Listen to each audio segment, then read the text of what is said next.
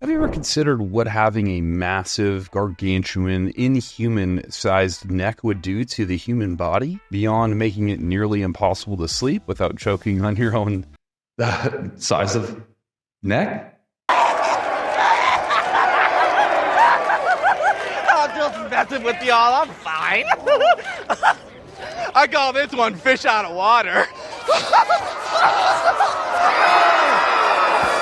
Well, today we're going to be addressing the man mammal himself, Nexzilla, or Rubiel. And like with many of these videos, I hope to dissect a bit of a person's life, past, and what they're currently doing to give you guys some insight on more about bodybuilding and what you can leverage in it. If you're new here, of course, this is going to be an interesting video for you. I recommend you stick through and watch because I'll go through a little bit of a genetic analysis and try to provide insight in ways that you can level up your game in terms of bodybuilding. I talk a lot about pharmacology, training, nutrition, but mostly pharmacology. And at the end of the day, my goal is to provide, through journalism, some insight into what you should do as a bodybuilder. So let's get right into the messy stuff. Rubiel is from Colombia. They build freaks, apparently, because there's a lot of bodybuilders from Colombia and or the southern regions of America that seem to be prominently gigantic. I don't know if it's just genetic selection down there, but I believe this is part of what's getting him to the sizable physique that he has. Arguably, the crop of bodybuilders that are coming from there just seem to have larger bodies, and it's in odd proportions compared to normal American bodybuilders or Middle Eastern bodybuilders, Asian bodybuilder, you name it. I think of, for instance, Ramon Demon having like massive hands and forearms. I don't know if you guys have ever seen him in person, but he is probably soon to be the next Mr. Olympia in terms of classic physique, and his hands, arms, and specifically forearms are gigantic. And in this case, we have Rubiel, who's gigantic everywhere, but in specific, his neck. I mean, the dude has a honker of a fucking neck. Rubiel, though, interestingly, well, I mean, maybe not so interestingly, because every bodybuilder we've dissected has really had a early youth like Rubiel's, meaning they responded extremely well to minimal athletic activity, growing tons of muscle. And if we can pull up a picture of him in youth, you'll see that this guy wasn't just a little toddler running around. He was gigantic, had developed lots of muscles. I mean, it's really impressive. And we tend to see this with a lot of bodybuilders who are wildly successful. Now, for me, one of the most intriguing parts of Rubiel's story is his rapid advancements within bodybuilding shows and year-to-year progress. Before he was ever competing on stage consistently, he was like an internet sensation. The dude's neck was just unobtainably unnatural. Again, man mammal. Like, this has got to be some genetic manipulation from the aliens that we've never seen. I don't know what's wrong with the dude. He's got a fucking massive neck. I would hate to have that massive a neck, but he's rocking it and making money from it. More money than I'm probably making from YouTube. So there's that. Also, he doesn't speak English, so as I talk about him and his life, it's a little bit hard to pick apart the details because there's not much English content explaining his past.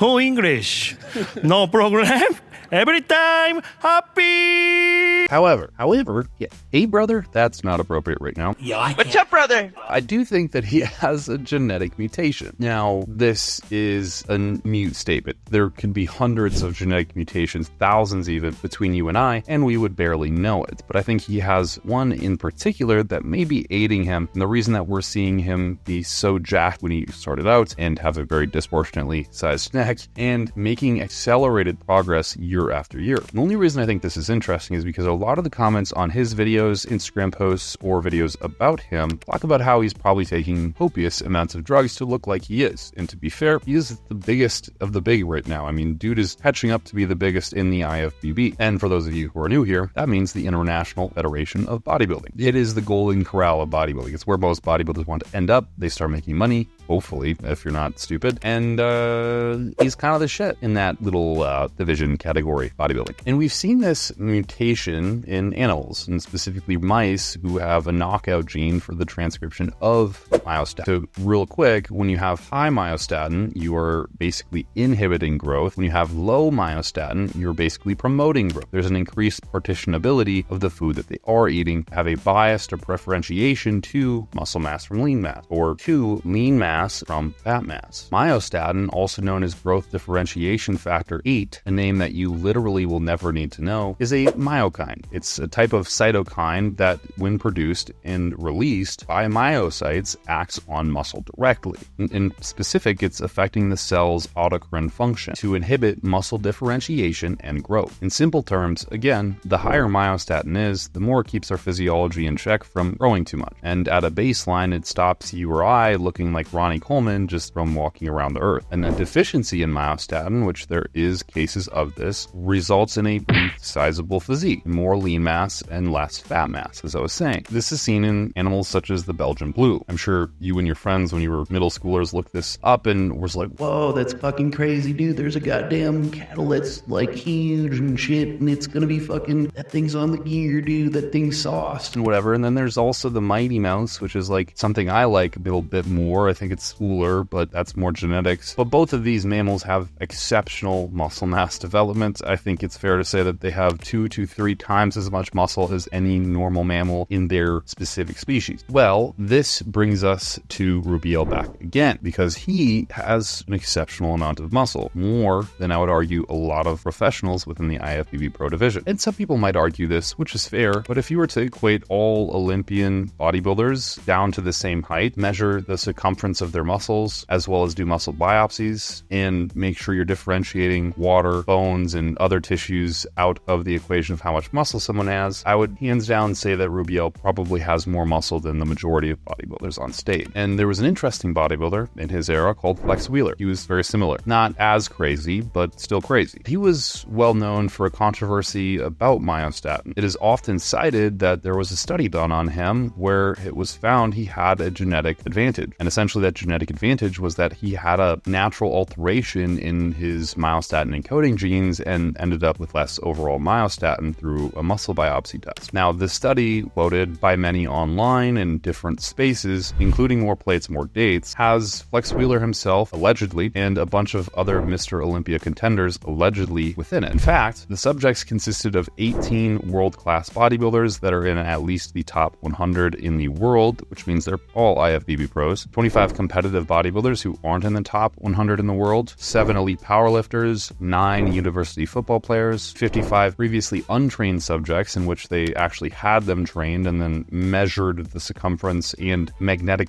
resonance imaging of their quadricep muscles over a certain period of time, which in this case was 9 weeks. And then 61 non-athletes who were just randomly questioned about their response to heavy periods of weight training. And it is certain and verified, at least from what we know, again, this is a very skeptical study, that 5 out of those 18 world-class bodybuilders were Mr. Olympia contenders, meaning that they were at the Mr. Olympia. And I'm going to side tangent here a little bit, but just stay with me. The MSTN gene codes for the production of myostatin. It's only one of the genes, but one of the ones you'll hear most often quoted on talking about myostatin gene alteration. And of course, because of the research on this gene and its potent effects at potentially being a therapeutic source for muscle wasting disease, which, trust me, unfortunately, they haven't found anything yet because there's nothing in approved use for it. And if there was, I'm sure it would be all over the world because muscle wasting disease is a huge, huge problem that we haven't really found a clear treatment to that doesn't cause side effects and is safe for women and young children. And you can also see this happening in bodybuilders because, of course, bodybuilders are going to want to get their hands on literally any compound to try to grow lean mass. And yet again, we see them trying things like follistatin and such to little to no effect, which is another interesting point I'll touch on in a second.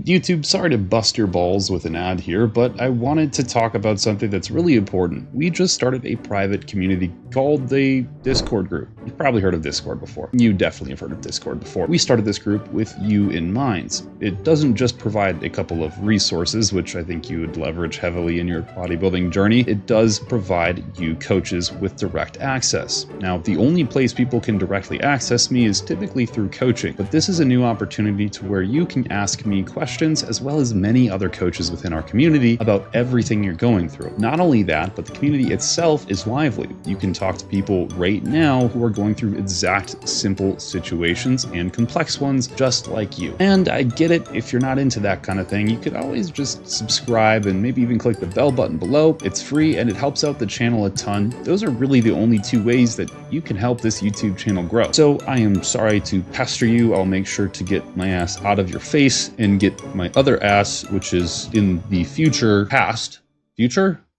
me, to talk to you now.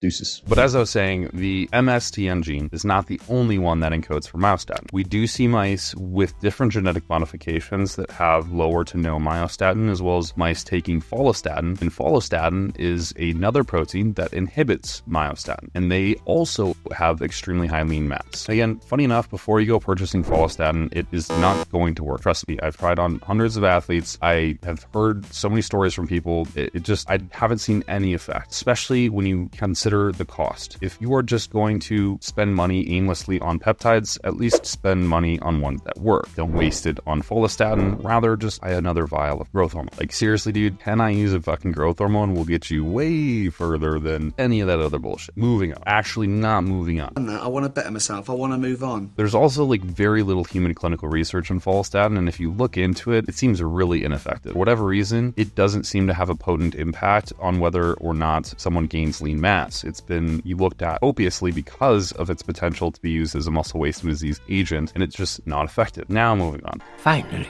So in this study, Flex supposedly participated, and this is a study done by the Department of Human Genetics in the University of Pittsburgh, involving 62 men. During the study, Flex purportedly was found to have a very rare myostatin alteration in his gene, specifically at the exon 2 location. In theory, this gene mutation should have given him lower myostatin, therefore boosting his overall amplitude of gains across his career. And I promise we're going to get back to Rubiel really quick. But Victor Conti was one of the individuals who actually was associated with the myostatin mutation study conducted on Flex and those other Olympians. In 99% of the bodybuilding community who actually refers to this study, they're referring to the letters that Conti sent out. Whether this letter is legitimate or not, I am not sure. It seems very weird, and the thought at the time was that this was actually just a ploy to sell a product that was theorized to lower myostatin, showing that, well, if he had lower myostatin, he being Flex, then if I was able to lower myostatin, I would look like Flex Wheeler too. So it's hard to say whether the actual results of this study or notes on this man's written letter are relevant to us at all, but it's kind of worth going through here. I don't want to bore you with the details on the letter or any of the other stuff. I'll link a page that will have all that content on it for you, but let me go through the highlights of the study. 1, the lack of significant relationships between myostatin genotypes and overall muscle mass response to strength training suggests that the response is not significantly influenced by the variation at the myostatin locus. Meaning, in this study, they actually found, which also makes you scratch your head as we continue, it is interesting to note that 3 African-American non-responders were homozygous for less common ARG alleles at the exon 2 K53R site, while none of the responders were homozygous for this allele. Non-responders were homozygous, meaning that they had this allele, while none of the responders were homozygous for this allele, meaning that the ones who responded best to the training didn't even have the genetic manipulation in the first place. 3 of the 5 mutations causing the double muscle phenotype in cattle occur in the exon 2 and are recessive. Sandwiched in the middle of this study, which again, I'm just going to take the excerpts from so you can move on with your day, is the highlight of potentially Flex's true genetic superiority. Among the 6 nucleotide changes to P198A and intron 2AG and I225T and E164K. I think we're in fucking Star Wars here. I am so sorry for all these numbers in the alphabet spaghetti you've been getting from me, but we're moving on. Were observed in 2 individuals, always heterozygous with the wild-type allele. The remaining 2 were present in the general population as common polymorphisms. The alpha 55T and the A153R variants are common in both ethnic groups, with the less frequent allele having 3 to 4 times higher frequency in African American. An interesting note, and one that would ask you the question of, is there more African Americans at the top levels of bodybuilding than there is Caucasians or other races? You tell me down in the comments below. And while you're down there, don't forget to like, subscribe, and send this to a friend if he's also interested in bodybuilding. Whatever this number, soup, bullshit, whatever it was. What? Basically just understand that genes are wildly fucking complicated. More complicated than any kind of chemistry I've ever done before. More complicated than anything you've ever done before. It's amazing that we have science that can go into this stuff. Yes, science! But the study assumes that essentially Flex had two nucleotide changes, that the P198 alpha and intron 2AG. However, the study also stated that there was an insignificant relationship between lower myostatin and overall lean mass growth. And logically, there is another genotype called GG would result in the most lack of myostatin in a human being, therefore the most amount of lean mass gain. That doesn't seem to be the case here. 3 of the subjects who had poor response to training and subpar muscle growth, i.e. non-responders, were the ones with this really rare genotype, which is the most uncommon. So at the end of the day, fucking knows what's going on. I don't know. I do think personally, as I take my personal belief into this and we start to stratify facts from fiction, look, I think that maybe not stratify, actually blending it. I think that there's honestly a correlation between low myostatin at a very young age and continuing that through life with a very high response in lean mass gains. It's just too coincidental that this study had so many Olympic athletes in it, not just like the actual sports like bodybuilding, the pageantry, and they all had at least some expression of a gene manipulation. So you can assume that even though this study had a little correlation with lean mass gains, I do think there's a pretty significant correlation when we look at a timeline of events that's 10, 20 years long, outside of just 9 weeks, because structural changes in the human body, maturation at large, doesn't happen on such a rapid pace as 2 months. Now back to the main storyline. Holy fucking shit, I'm sorry. If Rubiel has a similar deficiency within myostatin due to some genotype that we have and is very rare, it would lead you to believe that his disproportionate muscle mass gain, especially around his neck, but overall as well, is relevant here in terms of having lower myostatin. This allows him to maintain much more muscle mass and sustain really fast development period. Now, going through this man's diet and training is not that interesting, and if you're new here, I'm very sorry to say, but man, diet and training, there's nothing special. There's no intricate differences that any one bodybuilder is doing from the next that would make him or her different in such a capacity that they would get results like this. He's doing the same thing as every other bodybuilder. Chicken and rice 6 to 7 times a day. I mean, just listen to this lug and his response. And the training is the same. I would say it's the same as what most bodybuilders do. He does err on higher volume, it seems, and maybe higher repetition ranges, but still lifting extremely heavy weights, doing a lot of compound movements, and trying to place an emphasis on time under tension. By the way, as I was researching him, I didn't know this. Dude's in a fucking Bollywood movie.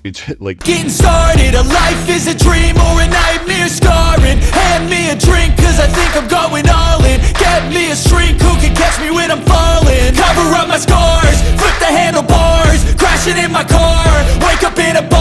I'll be Indian homie is just like catching both of their hands, and somehow like he's maybe 160 pounds and just pushes them away. And I don't know why in Bollywood movies, like they always make the protagonist the most insanely, irrationally, incomprehensibly strong person in the world. I can defy bullet wounds and shit. Like it's just crazy. Like he's a war-torn Superman or something, but Indian, whatever. Go good for them. They're making movies and shit. I love it. It's cute.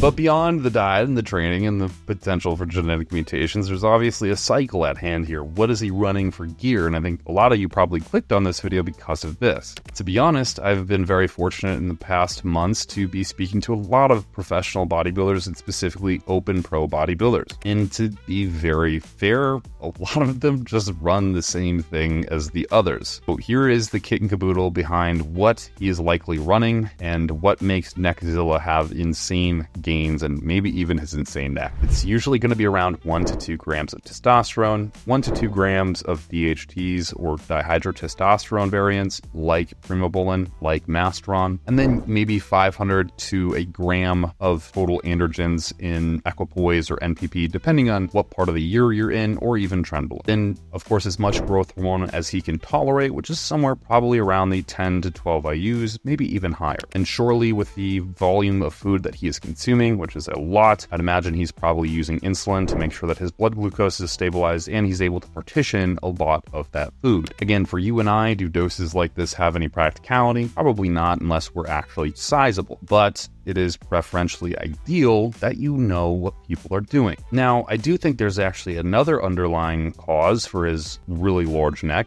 and that is androgen receptor density. Now, a lot of people have talked about androgen receptor density within the past couple of years, and in very clear new data coming out, it's obvious that androgen receptor density mediates lean mass gains more than total androgens in blood serum does. Really important to understand. But what's also important to understand is that androgen receptor density can be regional as well, meaning I could have higher androgen receptor density on my chest, where you could have higher androgen receptor density on your shoulders, where Nexzilla could have higher androgen receptor density on his neck. Not even bullshitting. And he had a large neck when he was maybe natural, but when he transformed into the bodybuilder he is today, that neck kept growing, man. Also, another reason why sadly bodybuilding is just a pony show. It's a genetic pony show. It's not about who put in the most work. It's just about who has the most genetic. If you have the favorable androgen receptor density and favorable regional androgen receptor density, favorable myostatin, all of these things, you pretty much can just walk onto Olympia stage with doing the basics and go as high as you can go, where you or I might have to struggle a lot and probably never get there. And another thing that I know is going to be wildly controversial, but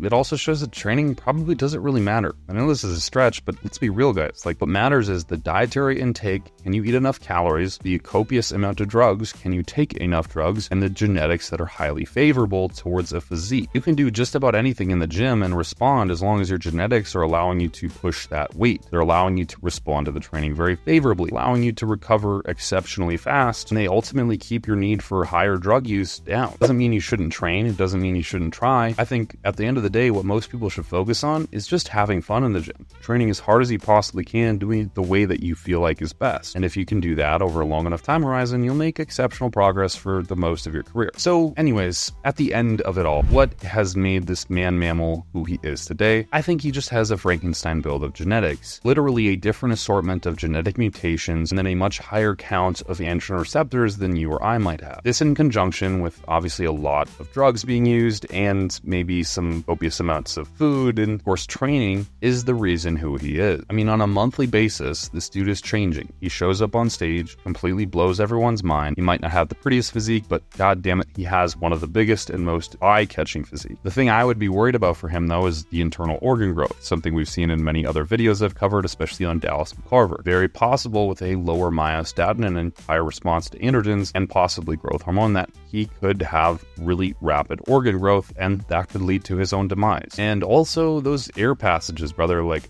I know it sounds stupid, but Dusty Hanshaw is a really great example of this. The dude went into a coma from choking on a piece of steak and nearly died. When you have a neck that big, restricting passageways that food's supposed to travel through, damn, dude, you're getting close to really scary territory there. But anyways, let me know what you guys think. I would love to hear your thoughts on his cycle, why he has such a proclivity to respond in such an odd way as far as growing lean mass as humanly fast as we could ever see, and in terms of having such a large neck. I will catch you guys in the next video.